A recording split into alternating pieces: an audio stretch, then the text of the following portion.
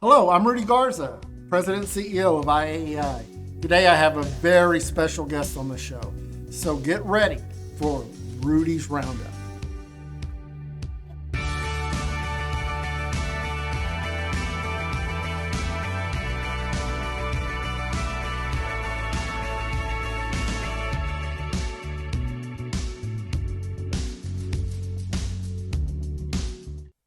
Hello, I'm Rudy Garza, President and CEO of IAEI. I want to welcome you to another edition of Rudy's Roundup. Today I have two very special guests. Now, probably the biggest guest that I've had on Rudy's Roundup was Santa Claus. I don't know if y'all remember back in December, I actually interviewed Santa Claus here in the IAEI studios. But I think today's guest really even outdoes Santa Claus. And I want to introduce you to Tom and Dane Parsons. Now, I will tell you this. Some of you guys out there, when you see this video, y'all will already recognize Dane's name because Jody, who was out talking and showing the new analysis PowerPoint presentation, explained a lot about the avatars that were pictured in the presentation. And so I thought it would be a great opportunity to invite the artist and his father who created the avatars that you're going to be seeing in the next analysis of change book that'll be coming out in just a couple of months. And by the way, if you haven't ordered yours, go ahead and pre-order now. You're really going to want to pre-order it after you see these avatars that this young man has created. So I'm just going to ask them some questions, and we're just going to have a short, quick interview. So let me ask you first of all, how did Jody approach you guys about hear about y'all, and what did he say? How he heard about you and getting you involved in drawing this? Sure. So Dane was this last semester in his end of his senior year of high school. Okay. At Salina High School here in Texas, and he has been featured in town in many different ways and places, and has created somewhat of a following in his high school, and people have put his drawings up in the library, and everybody is asking for their own avatar that represents them, like it's some NFT or something. Right. But anyway, he's known amongst his classmates and What teachers. high school is it? Salina High School. Salina High School, Texas. Yes, Okay. yeah. He's known for all this, and so when Jody called up at the school and said, "Do you have any young aspiring artists who can do this?" They could only think of one name, and that was Dane. So he's been doing it for fun. We've had him get paid work before, but this was something a lot more involved and different. So I got heavily involved with him just so that we made sure that we were taking care of a company, not just somebody looking for some characters. Sure. That's kind of how it came about. So Dane, tell me about your history of drawing avatars, like when you started with your artwork, and how long ago was that? How old were you? Oh, where do I begin? It was a long story. I mean,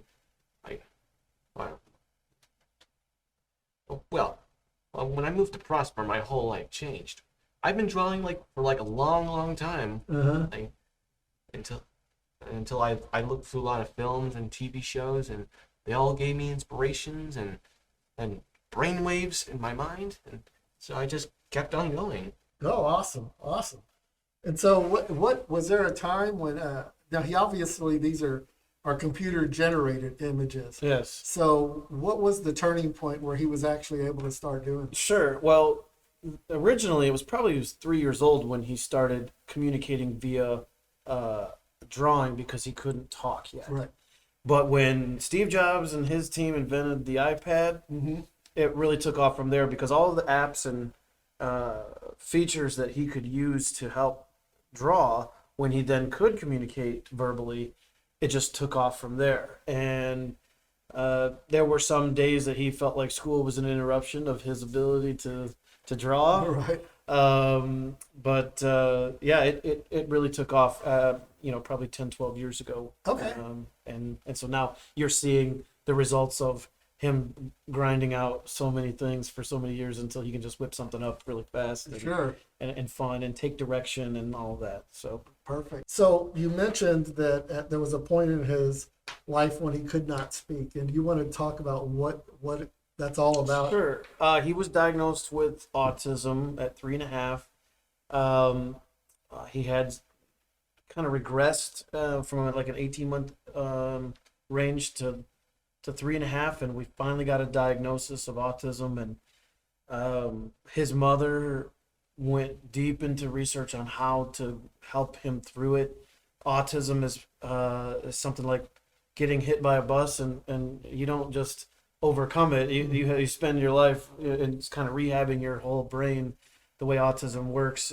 So he has come a long way, not just obviously verbal, but able to do some things that have given him a place in the world, and we're just trying to put him in the best position to be able to do that. So It's amazing that he's come from a point where he was nonverbal to being somewhat of a celebrity within his own hometown, to Yes. actually getting compensated for producing artwork. I mean, that's absolutely amazing. Now, something I will share with you, and I don't know if Jody mentioned this to you, but I also have a son that has autism, very severe autism. He's nonverbal. He's now 21 years old.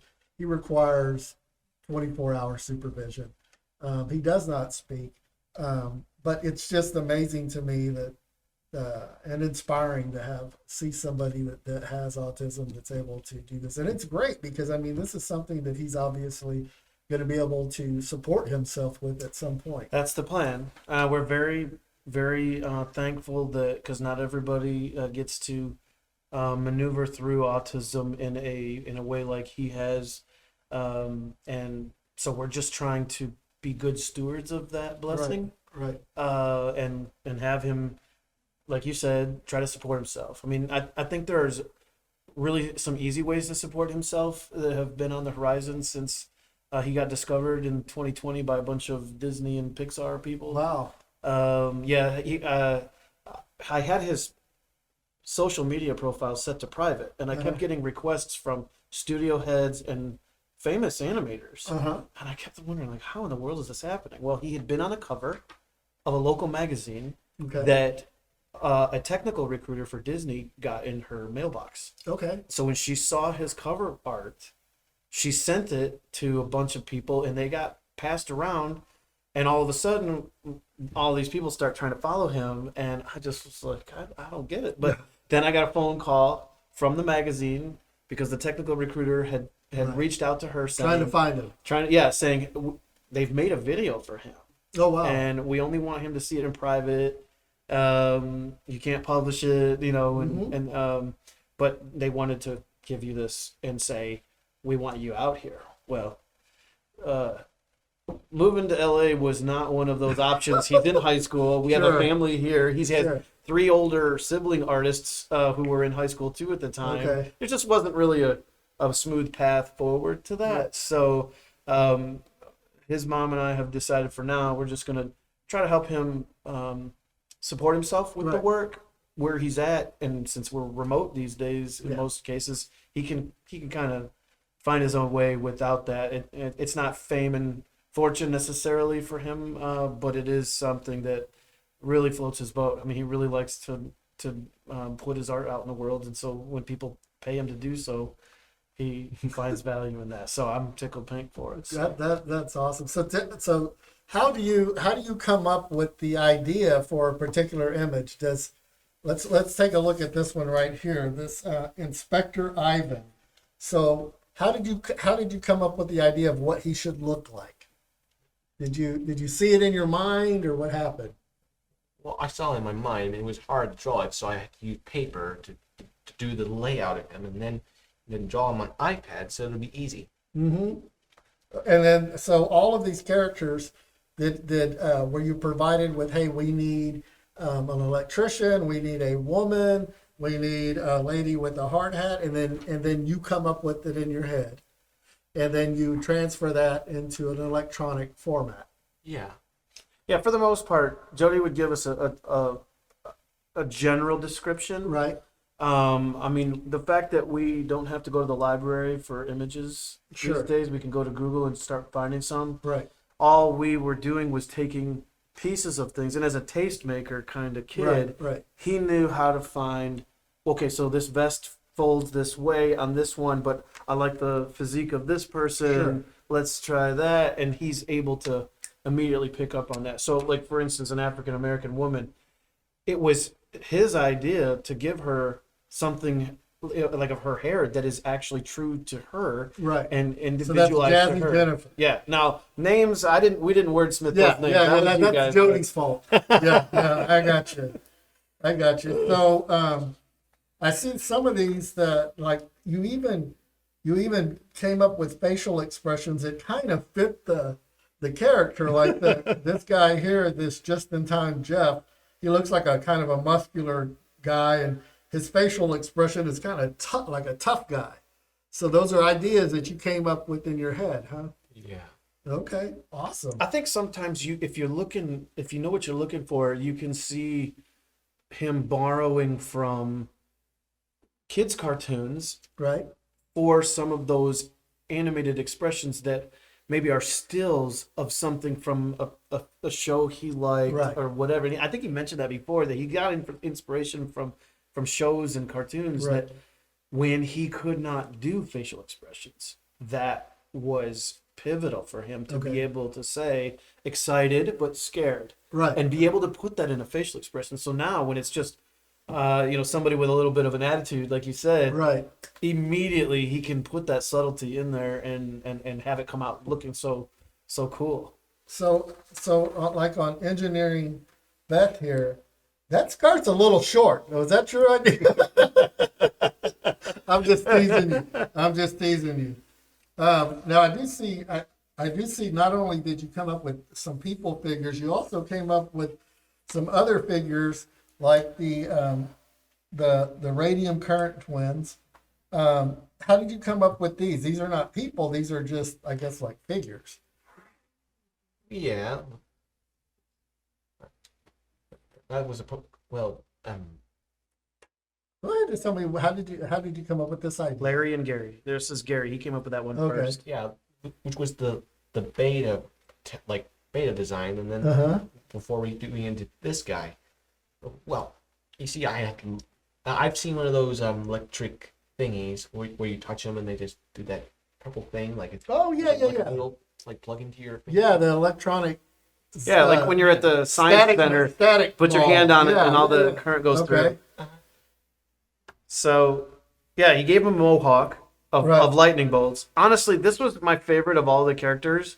Not to take away from the Rudy character. That's the one I was going to ask.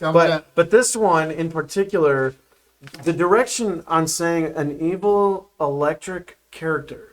Right. There, Joseph couldn't get us any better than that. So Right. for Dane to come up with this, and then the idea of having a current between the limbs that Right. goes to the main body, Right. I would never have thought of that. And that face kind of looks like is that Zord or whatever from like Buzz Lightyear?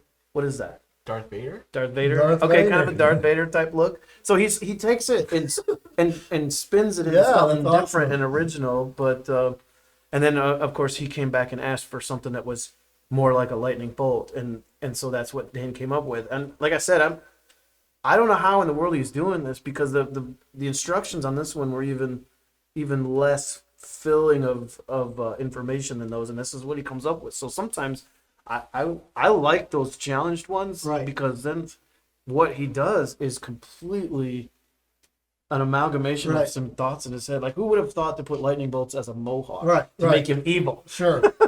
Sure. Now, what about this guy? Who's the inspiration for this guy? A real life person. And who is that? It's him. It's you. That's me right there. That's, What is it? I think Forward-thinking Rudolph. Yeah, that's me. Holy smoke. Rudolph. that's so good. Wow, you got it in real time. The kid didn't know it was you that he Yeah, was creating. yeah, I think yeah. he got a picture of you, and Uh-huh. on that particular one, he just recreated the picture in some sort of pose that looked how would you say, looked like it was specific to you. Gotcha. And, Gotcha. I appreciate you made me skinny. I like that. I like being skinny. Thank you so much. Yeah, I like being skinny too. And he makes pictures of me. I still am skinny, and it makes me feel good. I like that. Well, I just wanted to bring you on today because I think that's a fabulous story. We could not show you how much we appreciate you doing the caricatures or the avatars for our next publication. This is the biggest publication we do.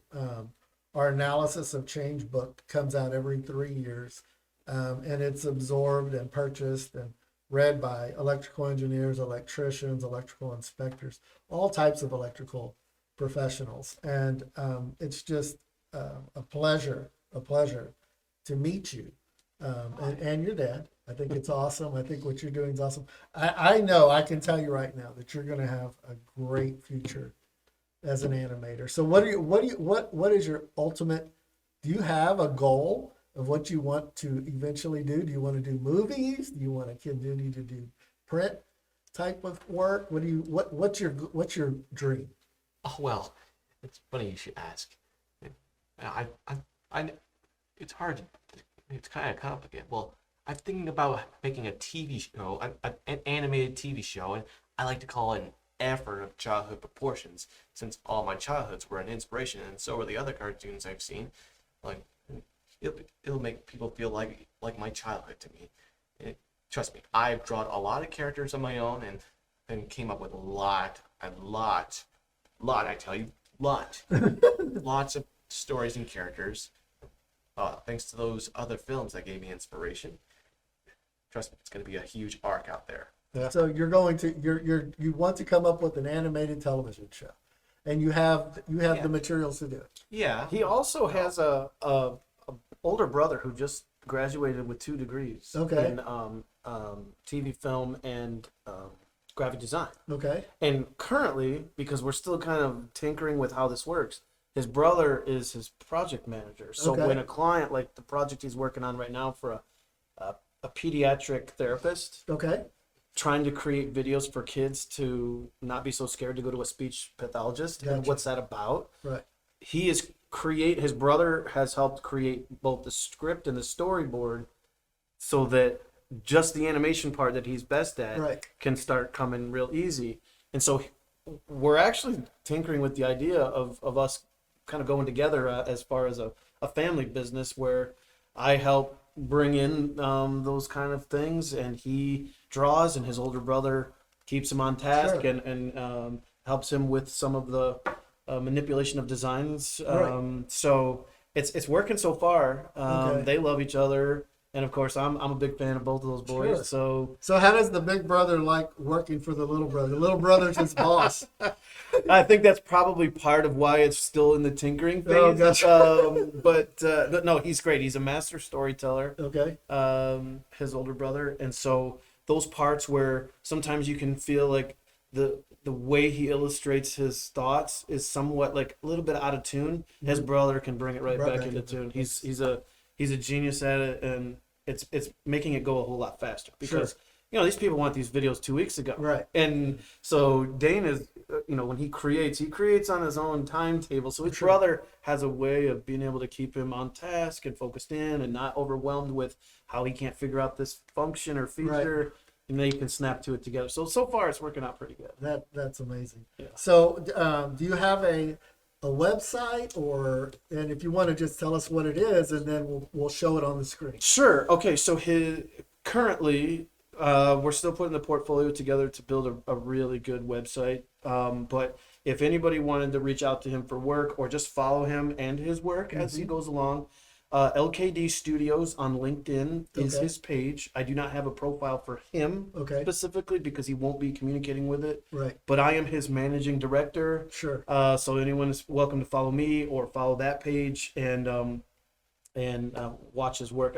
Some of yours is featured in there. He's only at it for a month or so, and he's got a following. I think it's probably going to change a little bit after this. Okay. I appreciate that. But he's he's got designs that he's putting in there from all previous paid projects, Okay. and so that's LKD Studios. It's an art animation studio. I think there is another one in some other state, but it's more of an art gallery. Okay. But they also look like. How about a phone number if they wanted to reach out to you? Yeah, sure. Text me at 254-379-5652, and I'm happy to. No, you're 254. Y'all moved from the Waco Temple area? Dane was born in Waco. Okay. Yeah. I Yeah. have a 254 number. I used to live in Temple. Oh, okay. Yeah. Yeah. So after college, my wife and I got married and moved to Waco to be school teachers. We got into marketing and advertising business after that, and was promoted to Dallas many years ago now. Gotcha. And but the kids had all been gotten those Waco